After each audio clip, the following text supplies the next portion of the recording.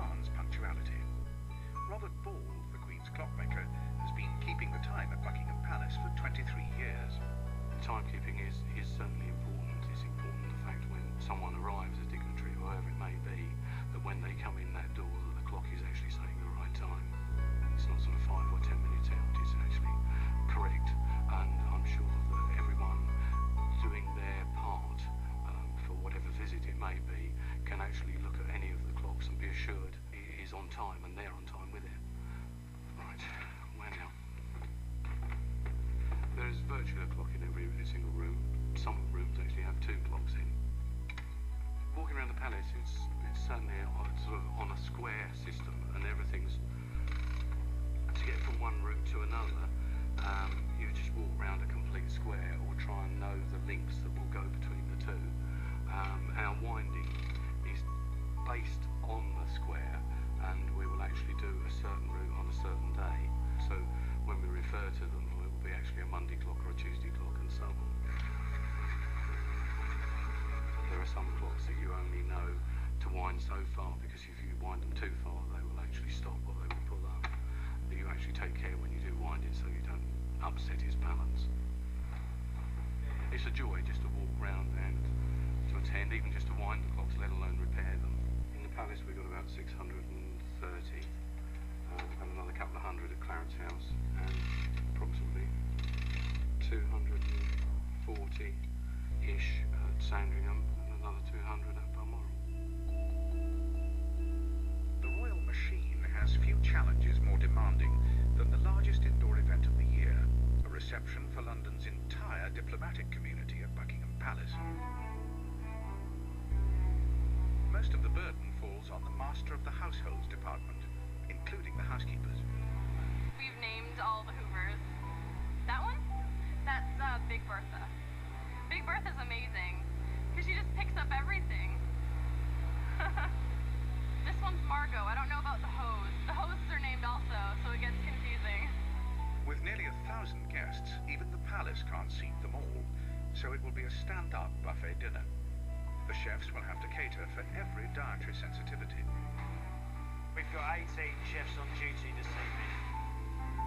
This is us blanching and refreshing the vegetables now, so that this evening all we have to do is reheat them. The Deputy Master of the Household, Edward Griffiths, checks final arrangements with the Queen's chef. So you've got the braised rice, fricasseed guinea fowl with the button mushrooms, onions and truffles. The type of people we're feeding will eat out an awful lot. The last thing we want to do is put in front of them another rubber chicken dinner. Like many of the kitchen staff, newly recruited pastry chef, Catherine Boyden, has worked in top restaurants. We know that everybody likes chocolate. We also know Her Majesty's partial to macadamia nuts, so we came up with the chocolate roulade. This is what we're calling a petit four stand. As you can see, it's quite abstract, and we've moulded all the pieces from milk chocolate, white chocolate, dark chocolate, and then we've presented it on the gilt plates. With more than 160 countries represented tonight, the diplomats can't all arrive by car. Ambassadors will be chauffeured in. Junior diplomats must take the bus. What colour card? I'd like to go to the right, please. The way it happens is that the people that the Queen meets first are the diplomats who've been here longest. So the longer you serve, the closer to the front you get. According to this protocol, the first diplomat to meet the Queen is the Kuwaiti ambassador. As the senior envoy, he is called the Dean of the Diplomatic Corps. Thank you very much. Princess, good to see you. How are you, Royal? You say hi, this is the first one. The High Commissioner for Nigeria. Your Majesty, good evening. Very nice to see you, and thank you for asking us again this year. No, nice. I hear that Charles is visiting Nigeria. He is visiting, and we're Quite soon. getting ready for him. Are you? Yes, and we're looking forward to it. High Commissioner for Papua New Guinea. Very good visit. Been to one of these occasions before. Oh, yes, I am the Dean of the Diplomatic Corps. I am the first one, so I said this is my 14th. A Dean 4 years now, 3.5 years. Among the royal party are the Queen's cousins, the Duke of Kent and Princess Alexandra. Did you see Anne Willow? I said it was. I went to Africa. When? In 88, with my husband. Oui, of course. I also went. The princess, like other members of the royal family, helps the Queen entertain such a large gathering. I was in Cyprus a few years ago. You know, I know your country. Do you? I gained it independence in Yes, of 1960. course. That's true. That's true.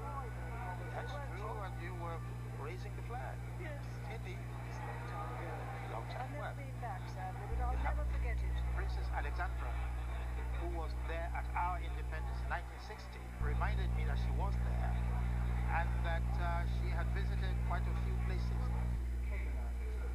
Cayman. Good to see you again. Last time I saw you had a broken arm. That was in 1993. You were falling off of a horse. I had to be. You're quite right. I arrived in In the royal presence, everything runs seamlessly. Behind the scenes, things are a little less diplomatic. Rachel, let's go. Come on, guys. This is tiresome. Come on, guys. All we've got to do is move the trolley. Drive from the handle side. Yeah, we don't have much time now, yeah? We're looking at 6-7 minutes, that's all.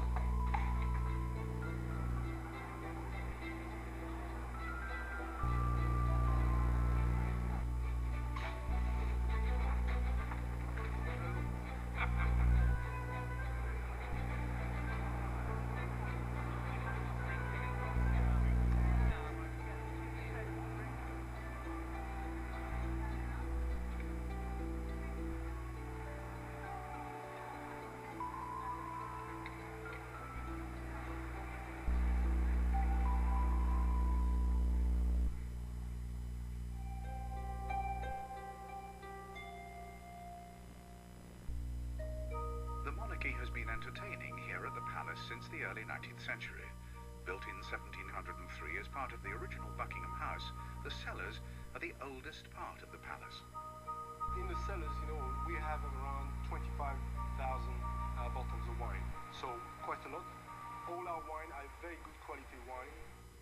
Looking after all this is the responsibility of a Frenchman, Robert Large, who has the title of the Yeoman of the Royal Cellars.